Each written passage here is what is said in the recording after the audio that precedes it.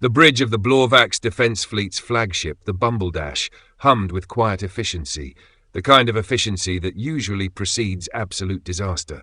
That tranquility lasted precisely until Lieutenant Glaunt nearly fell out of his chair, flailing like he'd just sat on a plasma grenade. "Commander Borp, emergency transmission intercepted." Glaunt's gelatinous eyes bulged dramatically, which, to be fair, was their default state. Commander Skraggle Borp, a veteran of 17 peacekeeping mishaps and counting, slowly swiveled his command chair, as if he were trying to win an award for most overly dramatic rotation. His eye stalks levelled at Glaunt. "Explain yourself, Glaunt. What have the humans done this time? Are they again putting shiny monoliths all over the planet and blaming it on us?" Glaunt nervously poked at his console, projecting the intercepted transmission onto the main display. "Worse, sir. Far worse. It appears they're under surveillance by a being known only as Santa." A collective shudder rippled through the crew. The bridge of the Bumbledash had endured galactic crises, asteroid invasions, and that one time Commander Borp accidentally declared war on a gas cloud by sneezing in its general direction. They'd survived cosmic karaoke night and an ill-advised experiment with hyperspeed fondue. But this was uncharted territory. Commander Borp slowly rose, folding all four arms behind his back like a creature who'd just remembered he had twice the limbs of his subordinates. "Play the transmission. I need to hear this Santa for myself." You better watch out. You better not cry. You better not pout. You better watch out. You better not cry. Borp's antennae stiffened so fast they nearly launched off his head. "Excuse me, what kind of passive-aggressive threat is this?" "He knows when you are sleeping." Borp's gelatinous form quivered with increasing panic, ripples coursing through his body. "Who is this psychic menace?" "He's monitoring their sleep cycles." "Is no one concerned about this?" Glaunt nervously adjusted the projection of the intercepted transmission.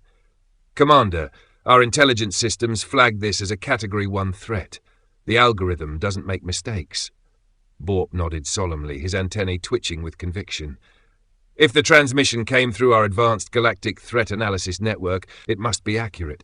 Remember, this is the same system that warned us about the sentient sourdough." Glaunt gulped, clearly still haunted by the sourdough incident. "Yes, sir. No errors, ever." His voice wavered as he read through the transmission details. "And, sir, it seems Santa travels to every home in a single night, all while riding a sleigh." He paused, eyes bulging even wider. "A sleigh, Commander! A sleigh! How does he manage this? Is it equipped with warp drives, a time-bending engine? Or is this some kind of cosmic sleigh of hand?" Glaunt's fingers trembled as he paused the transmission, possibly fearing that any further playback might result in spontaneous combustion. "And, sir, there's more. He's making a list." Gasps echoed across the bridge. Someone dropped their clipboard dramatically, as if on cue. Another ensign muttered, "A list of what? Targets? Dissidents? Snacks?" Commander Borp's breathing grew shallow. "A list, and he's checking it twice. This is next-level organization. We're dealing with a true tactical genius here." Borp began pacing, which was mostly just for effect since the bridge was circular and he ended up spinning in small circles. "We can't let Santa out-strategize us. We need intelligence, now." Glaunt hesitated, which was never a good sign. "Sir, if I may, the humans seem to, celebrate this Santa. They sing his praise." Borp stopped mid-spin, eye stalks narrowing with suspicion. "Celebrating a totalitarian who spies on their every move? Terrifying. That means he's already won. They're in too deep." Borp slammed his fist on the console with the enthusiasm of someone who had just discovered the punchline to a dark joke. "Initiate Operation Breaking Claws. We need answers immediately. Assemble the reconnaissance teams." Glaunt blinked, slowly typing. "Where shall we send them, Commander?" Borp squinted at the intercepted footage, his eye stalks narrowing like a detective piecing together a galactic conspiracy.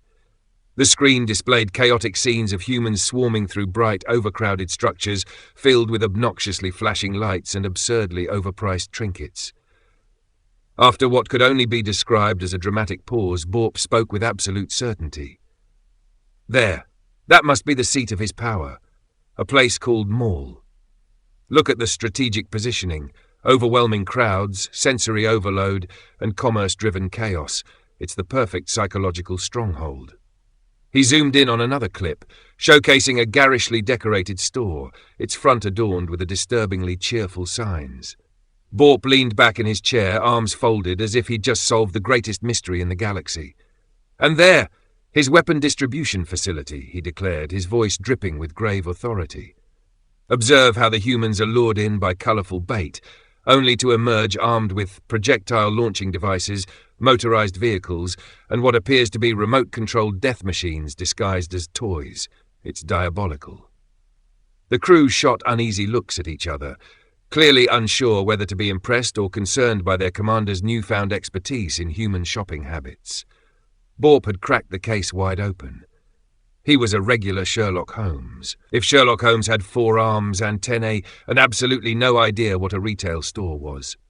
"Shall we deploy our elite intelligence team, sir?" Glaunt asked with just a sliver of hope. Borp smiled, which for a Blorvaxian was less comforting and more "please run for your life." He placed 2 hands on Glaunt's shoulders with enough dramatic weight to rival an entire theatre production. "No, Glaunt. This mission demands subtlety, finesse, the absolute finest infiltration skills in our ranks. Summon the D-Team." Glaunt's mouth hung open. "The D-Team?" "Sir, their last mission ended with them disguised as vending machines." Borp nodded sagely. "Exactly. Genius. The humans never suspected a thing. Sir, they dispensed 3,000 sodas in under an hour. One of them short-circuited and caught fire." Borp waved dismissively. "A slight overcommitment to the role. This time they'll be more subtle." Glaunt's expression screamed, "Please no," but his mouth obediently said, "Very well, sir. I'll dispatch them immediately." Borp clapped his hands together like a child who'd just been given a plasma cannon for his birthday. "Excellent. Santa won't see them coming," he boomed, his voice swelling like the closing act of a tragic opera. "We infiltrate at dawn." The next day, 2 separate Blorvaxian shuttles descended onto Earth under the cover of broad daylight. Because, as Borp reasoned, humans will just assume it's part of a festival. They love festivals. Team 1, assigned to infiltrate the mall, arrived wearing bright green jumpsuits and fake human noses taped to their foreheads. "Subtle," muttered Glaunt as he watched them through surveillance. Agent Snarflax confidently declared, "We are so well disguised, no one will even notice us." Everybody noticed them. The D-Team strolled confidently inside, promptly drawing the attention of every single child within a 100-foot radius.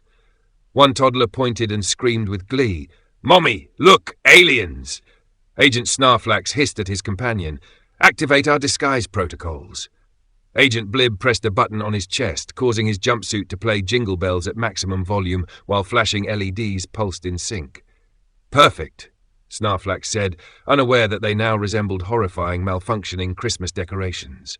Security guards began casually reaching for their radios. Team 1, against all odds, and with a level of incompetence so spectacular it might have actually bent a few laws of physics, managed to infiltrate them all. The D-Team, Snarflax, Blib, and their perpetually sweaty rookie, Zaunt, wandered through the gaudy, overcrowded labyrinth, eyes flicking nervously at every inflatable reindeer, flashing snowflake, and disturbingly lifelike animatronic elf. "This place is horrifying," whispered Snarflax, his eye stalks twitching like they were about to flee the scene. "It's like a battlefield, but with glitter." Blib, ever the voice of reason when not panicking, shuddered. "What is that noise? It sounds like a malfunctioning distress beacon." Zaunt, who still believed his translator was more of a suggestion than a functioning device, squinted at the chaos around them.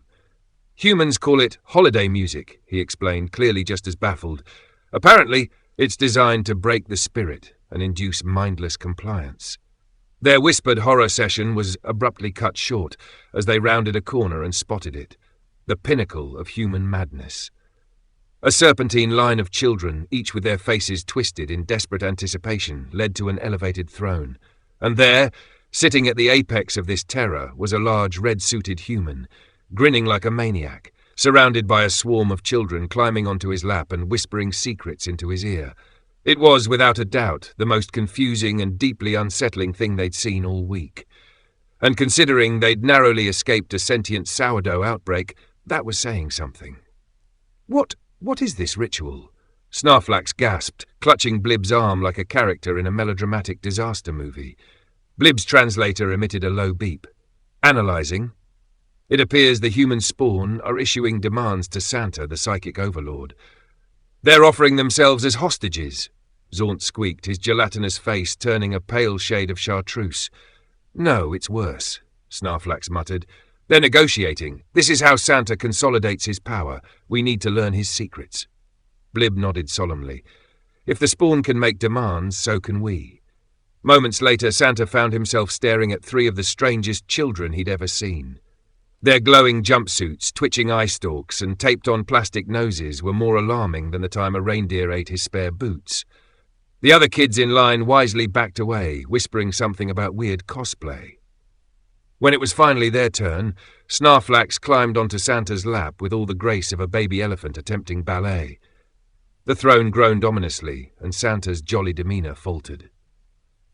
So, what would you like for Christmas, little one? Santa asked, clearly regretting every choice that had led to this moment. Snarflax leaned in, his gelatinous form rippling slightly. We demand the technology for your interdimensional sleigh, he said, his voice eerily calm, though a bit too sticky for comfort. Santa blinked. My sleigh? Don't play dumb, Earth Overlord. Blib hissed, his glowing jumpsuit flashing red for emphasis. We know you traverse vast distances in a single night. That defies all known physics. We require this warp-capable vehicle for peacekeeping purposes. Santa rubbed his temple. I can't do that, but how about a nice bike instead? Snarflax tilted his head. A bike? Can it warp like yours? Santa, now fully committed to just surviving the encounter, nodded hesitantly. Well, I guess so, if you pedal really fast. Buoyed by this new information, Team 1 shuffled to a nearby store where rows of shiny bicycles awaited. Naturally, the D-Team interpreted this display as Santa's advanced arsenal of warp-capable vehicles, cunningly disguised as children's toys. This one looks aerodynamic, Blib said, pointing to a bright red bike with glittery tassels on the handlebars. Snarflax grabbed it and awkwardly mounted the seat. Let's test the warp drive. Zaunt, activate the engine. Sir, Zaunt mumbled. I think you're supposed to pedal. Snarflax grumbled, reluctantly pumping the pedals. I don't feel any warping. Hey, put that down, barked a store clerk, whose job description most definitely did not include dealing with intergalactic idiots. The humans have discovered us! Zaunt screamed, diving behind a display of overpriced helmets. The clerk, clearly done with this nonsense, pulled out a taser. The taser fired, sending a crackling bolt directly into Snarflax's chest. What happened next would become the stuff of legend, and a security training video. Snarflax's body convulsed like a gelatin mould at a rave. His eye stalks spun wildly, his glowing jumpsuit flickered like a malfunctioning Christmas tree, and most impressively, his legs began to move in a way that could only be accurately described as moonwalk. What is happening to my lower appendages? Snarflax howled, sliding backward with a grace no one expected. Blib rushed forward to assist, but caught a stray zap himself. His jumpsuit's LEDs flickered erratically as he screamed, I can see the cosmic void, before crumpling dramatically onto a pile of fuzzy pink scarves. Zaunt, seeing his comrades' electrified dance moves, activated his own jumpsuit's distress signal. Unfortunately, it merely played Jingle Bells at an eardrum-shattering volume, further escalating the chaos. Meanwhile, the clerk stood there, momentarily paralyzed by the absurdity of the situation. His hand, still gripping the taser, slowly lowered as he processed the bizarre turn of events. His face was a blend of disbelief and existential dread, as if he were questioning whether to call the authorities or retire from retail forever. He glanced at the other customers, silently begging for someone to explain this nightmare, but they were all too busy recording the chaos on their phones. Blib, still smoking slightly, grabbed the bike and made a mad dash for the exit. They barreled through a group of stunned shoppers, leaving a trail of blinking lights, incoherent alien screams, and one very confused store clerk. Back at the shuttle, Snarflax shouted, Start the engines! The humans have unleashed weaponized lightning! As the shuttle doors slammed shut, Zaunt hit the thrusters, narrowly avoiding a mall security guard armed with a comically oversized candy cane. Back aboard the Bumbledash, Commander Borp watched the footage with a mix of horror and inexplicable pride. They survived the lightning weapon, he paused, rubbing his chin with an air of scientific curiosity, and their moonwalking technique was unexpectedly elegant. "Sir," Glaunt said, his tone dangerously close to exasperation, Team 1 resulted in public panic, property damage, and, you're not going to believe this, a strongly worded letter from something called Mall Security HQ. Borp smiled the terrifying smile of a Blorvaxian who thought things were going exactly as planned. "Perfect. This level of disruption will surely yield valuable insights. Now, let's assess the second team. Team 2, Agent Ploop, Agent Grak, and the perpetually jumpy rookie Flibnib, approached what they believed was Santa's weapons facility, a Toys R Us. In their minds, this unassuming building was the epicenter of Santa's arsenal, cunningly disguised as a retail outlet. "This is it," Ploop whispered, peering through binoculars while crouched behind a minivan in the parking lot. His body shimmered with tinsel, which he insisted made him practically invisible. Spoiler, it didn't. Grak pointed to the glowing sign above the building. It says Toys, clearly a code name for weapons of planetary destruction. Flibnib adjusted his translator nervously. "Shouldn't we wait for backup? I mean, if Santa's hiding doomsday devices in here," Ploop sneered. "Backup? That's for lesser species. We are Blorvaxian elites. We infiltrate, we observe, we confiscate." They tactically crawled their way across the parking lot, their tinsel-covered forms shimmering under the harsh, unforgiving glow of the streetlights, which, frankly, did nothing to enhance their already questionable fashion choices. Humans gawk, their brains clearly struggling to make sense of the spectacle unfolding before them. One toddler pointed and laughed, as if he had just witnessed a surreal episode of a low-budget holiday sitcom. A group of teenagers snickered, probably texting their friends about the live-action Christmas decoration.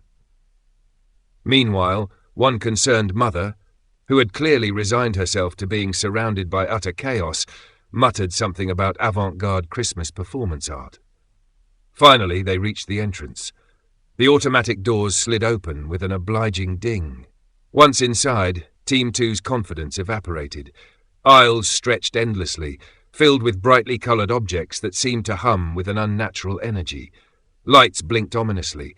Labels shouted things like Blast-O-Matic 3000 and Extreme Destruction Playset Age 7+. This is worse than we thought," Ploop whispered, clutching his tinsel cape dramatically. "Santa has created an entire armory disguised as a toy store." Grak picked up a Nerf blaster, his eyes widening. "It says here it can shoot foam projectiles up to 50 feet. That's practically orbital range. Look at this," Flibnib squealed, holding up a box containing a remote-controlled drone. "This one's got reconnaissance capabilities. It even comes with a tiny camera. They're training their younglings to become spies." "And this," Ploop growled, pointing to a Barbie dream house. "It's clearly a fortified bunker." Grak held up a pair of walkie-talkies. "Sir, this one allows communication across vast distances. This is how they coordinate their planetary strikes." The three of them stood in stunned silence, overwhelmed by the sheer magnitude of Santa's so-called toy empire. Their reconnaissance was interrupted when Flibnib, the rookie, wandered into the board game aisle.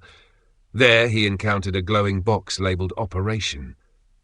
"Sir," he called out, trembling, "I've found a surgical training device." Ploop and Grak rushed over. They stared at the box, their minds whirring with confusion and panic. "It's teaching them to perform biological experiments," Grak whispered, horrified.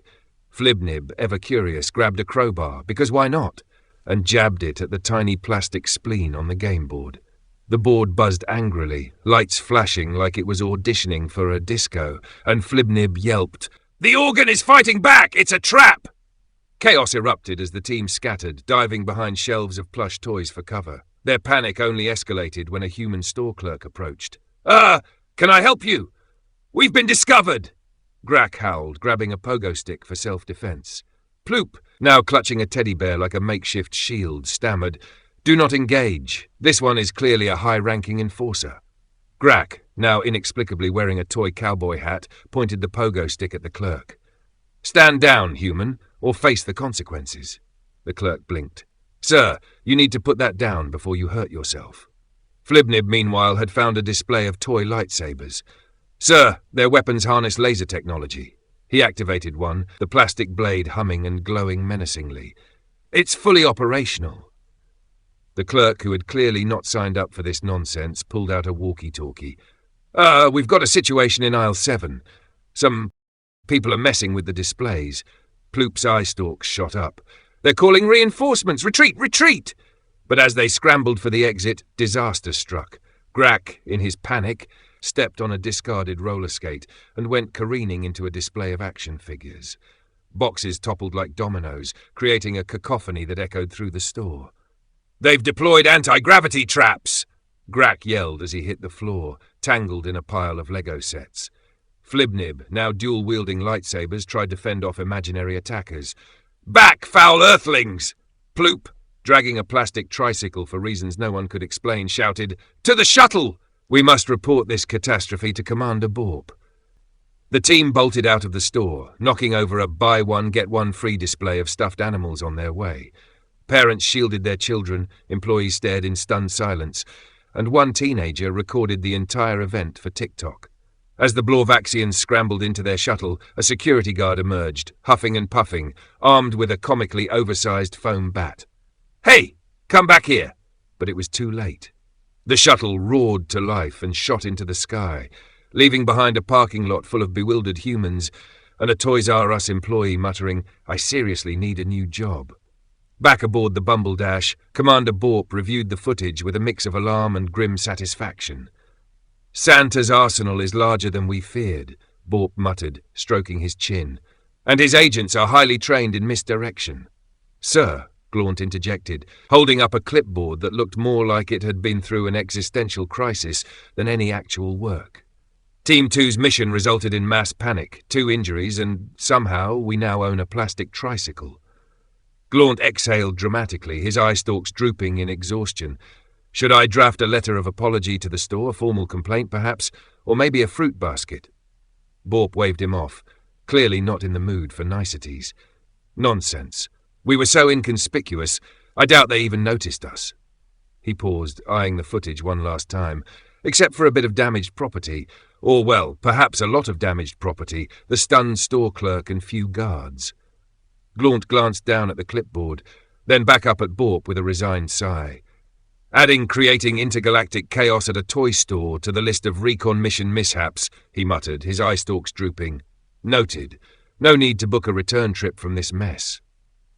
The Bumble Dash hung in orbit, sulking like a ship that had just humiliated itself in a galactic talent show. Its crew, seasoned veterans of peacekeeping disasters, sat in sullen silence. The spoils of Operation Breaking Claws were laid out on the command deck like trophies of dubious accomplishment. A shiny red bicycle, a plastic tricycle, a foam dart launcher, and a curious board game labelled Operation. The items sat in stark contrast to the grim-faced Blorvaxians staring down at them. Lieutenant Glaunt stood at the centre of the bridge, his gelatinous eyes darting nervously between the evidence and Commander Borp, who looked like his antennae might detach from sheer frustration. "Lieutenant," Borp began, his voice dangerously low, "explain to me how these artifacts confirm Santa's galactic dominion." Glaunt cleared his throat awkwardly, like someone about to admit they'd crashed the family spaceship. "Commander, after reviewing the artifacts and mission reports, it appears we may have been misled." Borp's eye stalks narrowed. "Misled? Explain." Glaunt shuffled awkwardly. "Commander, Santa is a fabricated figurehead. Humans created him to justify seasonal gluttony, excessive shopping, and organized candle-based light shows, involving aggressive gift trading, inflatable livestock, questionably dressed mall employees, and terrifying songs about being watched while sleeping." The bridge fell silent. Somewhere an ensign dropped their clipboard again with a sound that echoed like cosmic betrayal. Borp stared. Long. Hard. "So," he muttered, with the cold realization of someone who just bid 50,000 credits on a guaranteed rare loot box and got socks, "what you're telling me is that we launched an entire military operation against a myth." "That is technically correct, sir." The bridge erupted into chaos. "Are you telling me I got tased for nothing?" Snarflax yelled, his holiday-themed jumpsuit still blinking erratically. "Does this mean we crawled through a parking lot covered in tinsel for no reason?" Flibnib shouted. "And the toy store?" Borp demanded, glaring at Glaunt. "Surely the arsenal of terrifying child weaponry counts for something?" Glaunt picked up the foam dart launcher and fired a dart, which drifted lazily through the air before bouncing harmlessly off Borp's forehead with a faint plop. "Not exactly lethal, sir." Borp then squinted at the bike like it had personally wronged him. "This," he said, jabbing a finger at it as if the bike might confess, "clearly has warp capabilities. Santa guaranteed it. Are you telling me that jolly red fraud lied to us?" Glaunt's antennae twitched, his gelatinous form practically sweating. Well, sir, about that." Borp's eye stalk slowly rotated toward Glaunt, narrowing with the weight of imminent disappointment. Glaunt cleared his throat like someone about to deliver bad news at a high-speed crash site. "Agent Ploop, sir. He pedalled for hours." Glaunt's voice wavered. "He's unconscious in the med bay now. Something about the bike turned against him." Borp stared, long, hard. "The bike betrayed him?" "Yes, sir. He swears it giggled." Borp exhaled sharply, pinching the bridge between his eye stalks. "Launch it into the nearest sun, Glaunt, immediately." Glaunt hesitated. Sir, with all due respect, Agent Ploop is still holding on to it." Borp's antenna twitched violently. "Fine. Remove Ploop first, then launch it." A tense silence followed. Borp finally buried his face in all four hands. "Let me summarize. We invaded Earth, electrocuted ourselves, declared war on a fictional entity, mistook children's toys for weapons, and hijacked a tricycle, all in less than a day." "That about sums it up, sir," Glaunt replied, deadpan. The bridge fell into a sullen silence as Borp stared out at the unassuming blue planet below.